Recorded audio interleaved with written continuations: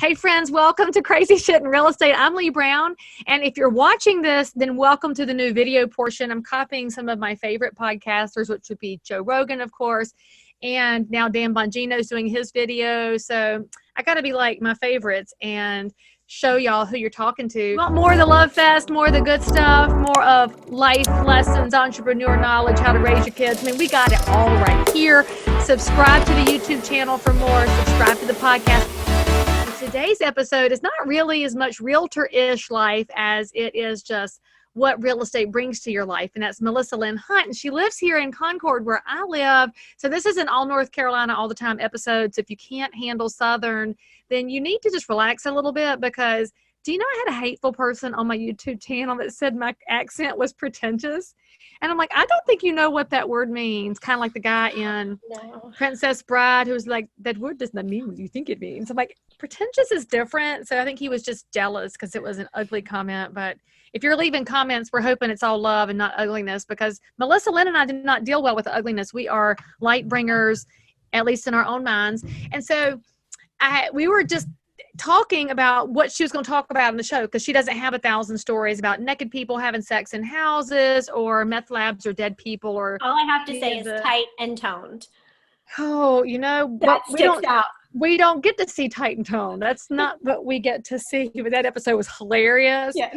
And if you've missed some of these past episodes, you can't watch them on video, but you can go back and listen and have some fun, because we're 3.5 years into this podcast, which has been so much fun. I've gotten to hear so many great stories, but I was peppering Melissa Lynn to be on my podcast because she's amazing. And I should tell y'all that I got to meet her because of being a realtor.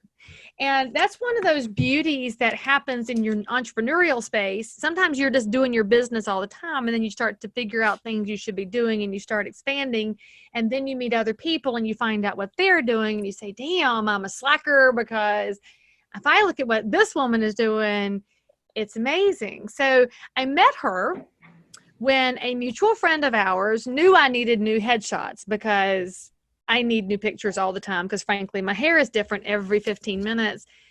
And this woman, y'all, is the most talented photographer ever.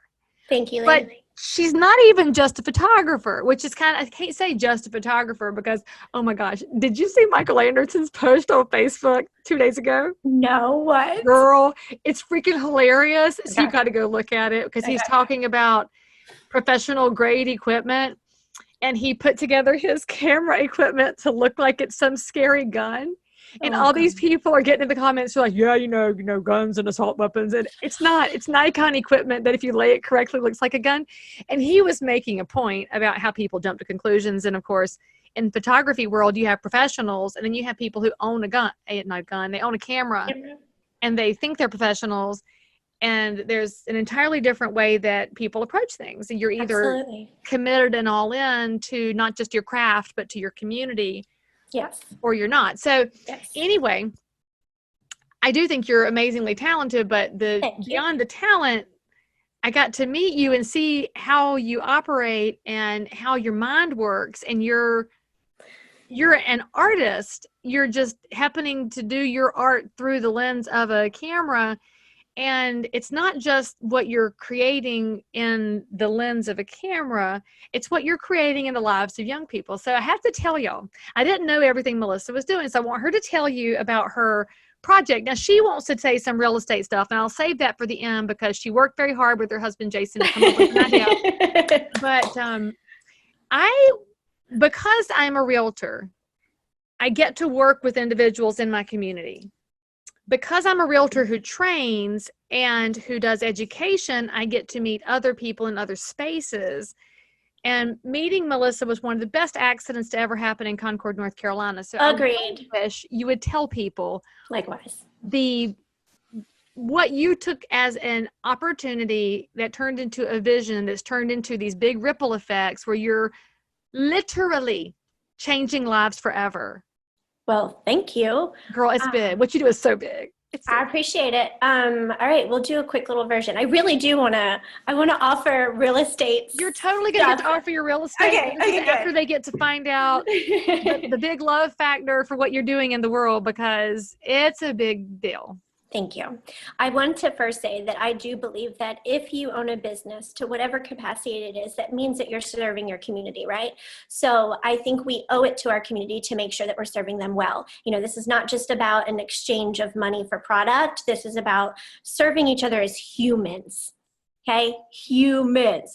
I can't stress that enough. And so when I went into photography, it was never about serving humans. It was actually about having an outlet for something I love, because I was getting ready to start a family and I wanted to be a mom first. And when I got into photography, I quickly realized, oh no, this was more about me just doing something I love. This was me about serving people. And I'm glad I figured that out very quickly, because it completely transformed how I wake up every morning. I wake up excited, supercharged to go to work. I love what I do, and it's because I'm serving others. With that said, to kind of get to what I do, I'm a high school senior portrait photographer. And I quickly realized after many seniors being in front of my camera that these girls were going through issues that I had gone through when I was at high school. Some layers of differences here. Social media, you know, I didn't have that when they were in high school. However, I have it now, so I understand the pressures to a degree. And I realized that I had advice to share to them. I had wisdom and knowledge that I could provide to them to help them get through high school just a little bit easier. And I'm not their mom. And I remember so vividly my mom saying things to me and it going whoosh. But then another adult that I trusted or loved or valued, they'd say it to me and I'm like, oh, okay, yeah. Of course, yeah, you know. And so I see the benefit of being kind of that middle person between the mom and the teen. And I'm echoing what the moms are probably already saying at home, but I'm doing it in a different way to where the girls are receiving it differently. And so I started a team here in Concord, and I basically teach them life skills. I share real life stories. I love that this podcast is called Crazy Shit in Real Estate, because what I love so much is throwing a cuss word out at life every once in a while, because it just means real, right? It's like raw and it's real. Exactly. It's not about a lack of vocabulary. No, it is not about a lack of vocabulary. It means, listen, people, we're getting real here. This is real life. This is human stuff. This is what we're going through. Let's tackle it, right? And every once in a while, I might throw one of those words out in class, and it just lets the girls know, like, guys, we're all in this together. Anyway, all that to say, I am serving the teens here in Concord, North Carolina, and I am so ready to say some things to serve your podcast community, Leigh. And tell them what life skills you're giving these girls, because I think it's fascinating what you're doing in the program. Besides giving them the confidence to enjoy the skin that they're in and to enjoy the clothes that they're wearing and to live with the hair that God gave them, because you're giving them that esteem and confidence piece, which is lacking for girls of any generation, no matter when they were born. But tell them what the skills are that you do with the girls, because I love this. Okay, thank you. So I start off the program with social media etiquette. We dive right in with how to behave on social media. I like to tell the girls that social media is not just about social fun anymore, because future employers are looking at it, colleges are looking at it. I love to reference the red Solo cup picture. So I talk to the girls about, hey, listen, don't get caught with a red Solo cup. It doesn't matter if you're drinking juice, okay? It just has a bad reputation, so let's avoid it. But I teach them car care. So we talk about how to understand your car. So if you're stuck in a bad situation, at least you feel confident and you don't freak out. You know, we have 911, we have AAA, we have our parents, but let's not freak out because we feel comfortable that there's a problem. We understand what's going on. I teach them financial prep. Listen, I get down and I talk to the girls. I do not tell them that credit is bad, but what I do encourage them to move forward in their thinking with is that if you don't have the cash to pay for it, think twice about it. So we talk about living a cash-only life, but where credit does, benefit you or may come in handy. And I share with them my personal finances. I show them my budget sheet. I talk to them exactly about how my husband and I do our finances so they can really see the reality of it and kind of put things on their radar, right? And we talk about healthy eating, exercise, healthy skin. We take self-defense classes. We're so quick to attach a gadget to our keychains for protection, but what about feeling confident on how to turn an arm if somebody's pulling you or dragging you? Hey, you're going to college soon. You're going to be on campus. You could end up at a party. If you need to get a guy off of you, we're going to show you how to do it, right? So just all these things to just prepare them and make them feel more confident about independence. Well, and we know that if you look at all the research and all the studies, it's having the confidence that keeps the bad situations away. Amen. And so you're just giving them the tools so they can put those shoulders back and walk through a room, and nobody will mess with them because they look like they own the room. And I think we're failing on that as a society, to give people confidence because we've beaten people down in so many regards. Don't say this, don't do this, don't believe this, don't, instead of do. Put your lipstick on, put your pearls on, put your shoulders back, and walk into that room like you own it. And I love the way that you approach it, because you're not telling them other people are bad. You're saying there's a way for you to control your space and your outcomes. And frankly, that's what real estate's about. I talk to new realtors all the time who think they're less than because they're new to this career and they forgot that they have professional acumen from something else that makes them perfectly strong, or they think I'm not thin enough, I'm not pretty enough, I'm not old enough, I'm too old. They give themselves all of these rules that don't apply at all. And frankly, go back to the first thing you give them skills in. I blame social media because it's told us that perfection is achievable. And last time I checked, there was only one perfect person, and he ain't back yet, but he can come on anytime. And I sure do hope he carries me with him. But at this point, I don't know if I'll get raptured or not, but if I don't, I guess I'll just have to roll with it. But you know what I mean, girl? So I'm honest about that. But I love what you give these girls, and I get to watch it as an objective bystander, honestly, because I watch on social media and I see what they go from at the beginning of your class to the time they have their senior pictures made, and I see the transformation. And it's not that they've lost 100 pounds and changed their hair, it's that their shoulders are back. And the smile is, I got this smile. It's not a snarky smile or a mean smile. It's just I'm going to be okay. And I love that you're giving this to all these different girls throughout our region.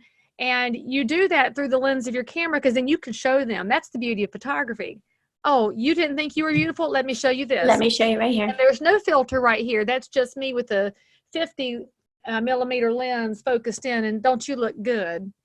I love that. You are so accurate.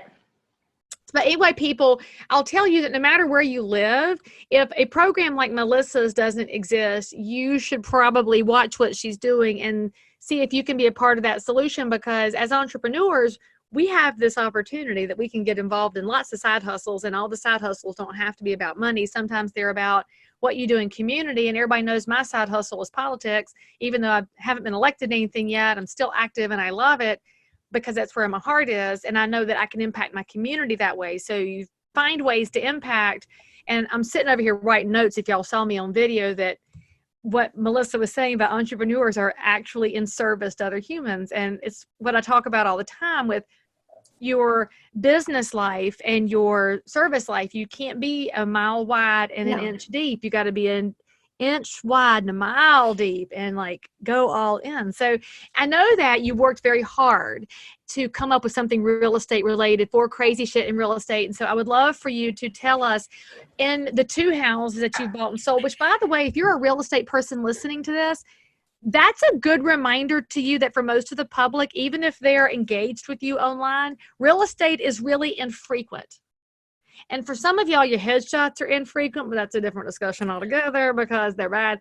But I was just looking at, I have these We have two candidates for treasurer for the National Association of Realtors. And I love that they both got fresh headshots because this looks exactly like them. But if your picture doesn't look like you should probably call a Melissa. Yes, please. The closest one you can find. But the reality is, real estate is super infrequent, but the laws change and the experience changes and consumer behavior changes. So Melissa, tell us what you and Jason came up with as something you could provide from a real estate consumer's perspective to our listeners on the show that would make their real estate lives better. Absolutely. So I thought that my perspective as a buyer would benefit everyone listening today, because then you would know what I'm looking for when I look for a realtor, what I value in a realtor, how I approach that process. And the first thing that I thought about were like the top three things, when I'm going to secure an agent. And Jason and I sat at the kitchen table together and we were, going through back and forth. And I should mention at this moment real quick that my husband is a superintendent for new construction builds. And he brings a really interesting perspective to the conversation. I told him, I was like, Leigh needs to have you on her podcast, because we can totally invite Jason in the future to tell us how he knows too much about some things and enough to be dangerous on others. Absolutely. And so when we were going back and forth, especially with our experience with the realtor we used, first and foremost, our number one item that we look for when booking with an agent is, what are other people saying about this agent? So we're looking for community feedback, and not just Google comments, not just reviews online, but what are our friends saying? So the first thing that we did when we were looking for our realtor back in the day, because it's been 10 years since we bought a home, we were asking friends. Who's your realtor? What was great about them, right? So that feedback played into who we were going to go with, and that ultimately is how we found them. So it wasn't about big fancy signs or anything like that. It was what are our friends saying, and what was the experience they had, and that was very important to us. When coming in contact with a realtor, especially if you're meeting with different ones and trying to shop around to see what fits best for you, or excuse me, who fits best for you, how down to earth are they? We really want to deal with somebody that we can connect with, that we really feel like is easy to talk to, looking us in the eye, really consuming what we're saying, and where we get this sense of trust that they have, and this would kind of be the third thing, like a level of commitment to us. I'm not just here to make a close, not just here to make the sale, right? I want to find you the house you're looking for, and I'm committed, almost creating, and of course we're in touch with reality. We will never be someone's only client, but we want to feel like we're your only client, like we're a priority, of course, within reason. It was funny when we bought the house we're in now back in 2010, that was right when text messaging within the business community became popular. Oh. And I'll never forget the day that our realtor text messaged us information. And I was like, whoa, wait, this isn't an email or a phone call. Like, we're here. We're on this level. We can do this. We can text with her. Like, cause texting is a personal thing. It cost extra money back then, remember? Oh my gosh, let's not even get started about how old we are. Data charges may apply. Okay. Please don't text me. It costs money, right? So anyway, that I think, even though text messaging is now a common practice, think about how what behavior can you bring into the relationship that makes your client feel like, I got you, right? I'm here for you. I'm on your side. I'm going to find this house for you. And whatever that may be, got to get creative perhaps, but that's what we're looking for when we're trying to find the agent we want to work with. So I cause a lot of ruckus sometimes because I like to remind realtors that you actually don't have to be knowledgeable to be a great realtor. They're like, oh yeah, you do. I'm like, actually, you don't. And I asked them, do you have to be competent? And they're like, yes. I'm like, actually, you don't. What you have to be is really likable and communicative. And then the consumer better pray to God that the realtor is competent and knowledgeable on the back end, because Sure. you didn't list knowledgeable and competent as your top priorities. You want a likable human you could spend the time with that's taking care of you. Yeah. Well, and let me interrupt for a second, because I feel like too, you know, a realtor, there's the freedom to say, well, in any profession, I don't know the answer to that, but I'm going to find it for you. Yes, it's not hard. Right?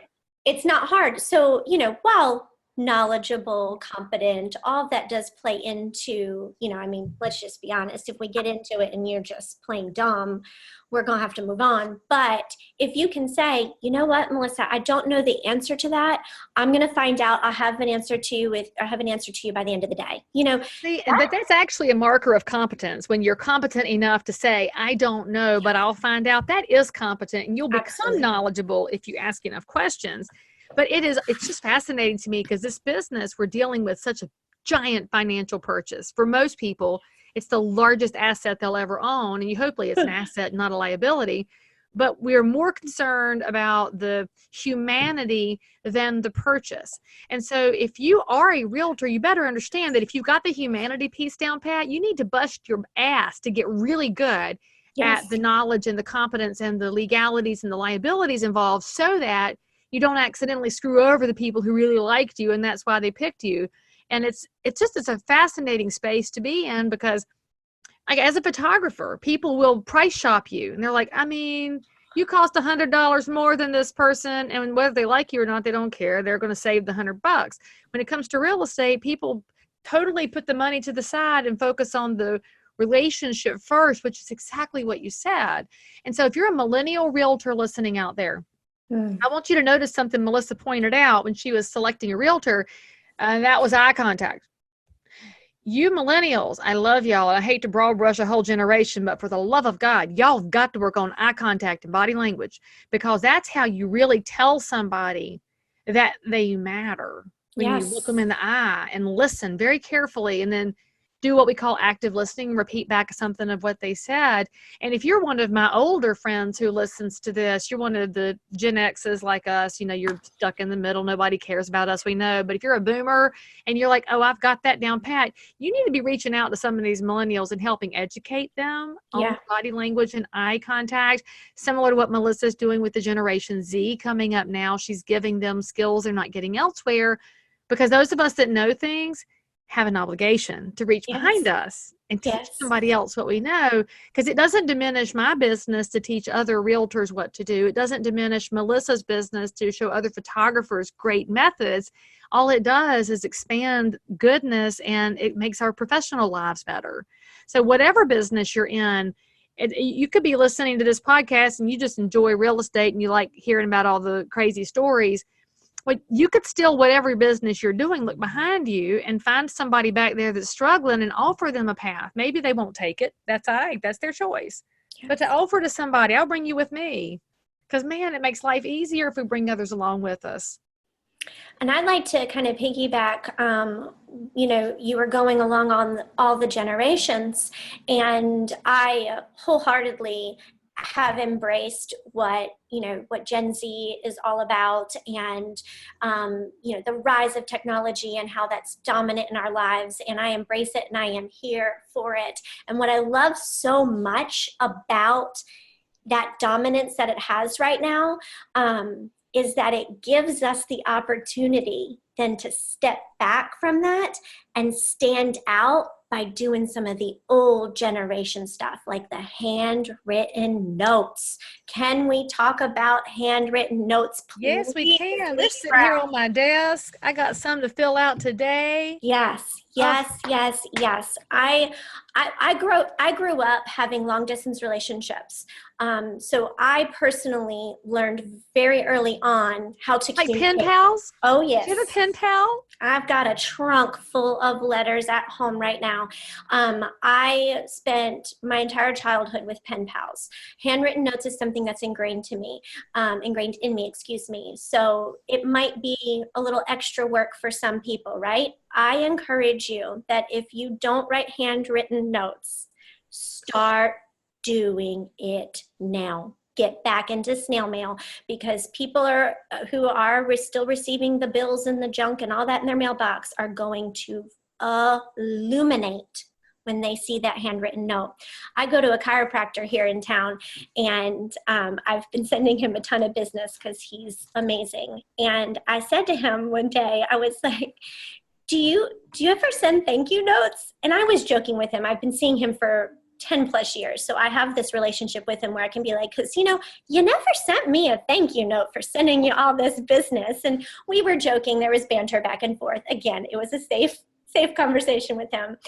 And the next week I had a thank you note in my mailbox from him. And when I saw him next time, he goes, man, that was really hard work. But I tell you something, I felt really good after I wrote that. And I'm like, yes, Exactly. you do. You feel so good. The person receiving it feels so good. That is next level stuff in this Gen Z world. Just saying. So I have to tell you this, my daughter's 15 and her best friend sent her a note in the mail. So Cora opens up her mailbox and she's like, what? And so she's used to getting a card from her great aunt and from her godmother. That's who sends her mail. So she opens it up and she's like, it's just a little note from her best friend and didn't have anything to say. And Cora was like, she didn't even know what to do with herself. I'm like, girl, now you go get your stationery, because of course my children have monogram stationery because I'm that mother. I'm like, go get her a note and send it back. And she's like, what do I say? I'm like, it doesn't matter. It's never mattered. What matters is that you did it and you sent it. But it was just, it's exactly what you're saying. It's like, it's incomprehensible. I don't, what? But it feels good. It feels amazing. There's no bad feelings tied to this, right? Like, you cannot go wrong. It's like your crock pot. What's the best part of putting supper in the crock pot? Let me tell you something. Besides saving time, what's the best part of it? It's walking home at the end of the day and you open the house and you're like, oh, thank you, Jesus. Supper is done. I don't have to think. The house smells great. I'm done. Yeah. But it's that time. Because now you got your time back. So what do we do with it? Well, we sit down and we just, chit chat, or we play trivia games, and we play, what's that game? Headbands. Yeah, we play those games because they're fun at the house. But it's that slowing down. And that's what I love about handwritten notes. Because if I'm going to write a note to somebody, I have to slow down enough to think about them. Yes. And so, like, I have my little list here in my book of the notes I have to write today. And I'm going to think about that human. I'm probably going to look at their social profiles and see if anything's going on that I need to know about, because I'm not going to send a happy note if they just had a death in the family this week. I'm going to make sure that I adapt it. But then they're going to get my note, and it's going to be personalized to what happened. And now they're going to think they matter. And if there's any gift we can give to the people we know, it's to let them know that they matter. Yeah. Oh, gosh. Especially Hands down. People. Hands down. Okay, so man, we could just go mushy all day long, and that's why I told you had to be on here. Even though you're like, I don't care. Like, I don't have a crazy shit story. Real estate headshots gave you to me, and so that counts as crazy shit in real estate. And we'll let Jason come on the show later and tell us about new construction, because there's always a story to tell in that world. But Melissa, if somebody wants to know more about your project of lifting up young ladies, or about photography, or just about they want to connect with somebody as amazing as you, what's the best way for them to find you? Oh, I'm so excited. I hope you connect with me, because I love making the connections. I am on Instagram, Melissa Lynn Hunt. My website is melissalynhunt.com. Come on over, shout it out, tell me that you listen to us and our mushy gushy love fest of handwritten notes. Look, we should have had a sponsor. Some stationery company should have paid us to do this show. I've got to learn how to do sponsors better. We'll work on that for next time, okay? Okay, people, I know you didn't write it down, and I know that you went to Instagram and you forgot what you were typing. Don't worry. All of Melissa's contact information, show notes for this episode, right here in your YouTube captions. Click and follow. You'll see why I love her. You'll love her too. And then you'll watch her stories. You'll sometimes laugh and you'll sometimes get inspired, and we can't guarantee that it won't be in the same story section. So just enjoy the hell out of it. And if you actually need a great professional photographer and you're in this area, you could reach out. And if you're in another area and you don't know how to hire one, you should probably go to her website and get some samples and show to your people, say, I want this, because she's amazing. And Melissa, thank you so much for coming on the show when you didn't want to, and I bullied you into it, but aren't you glad you did? Leigh, I'm so glad to be here with you. I love you.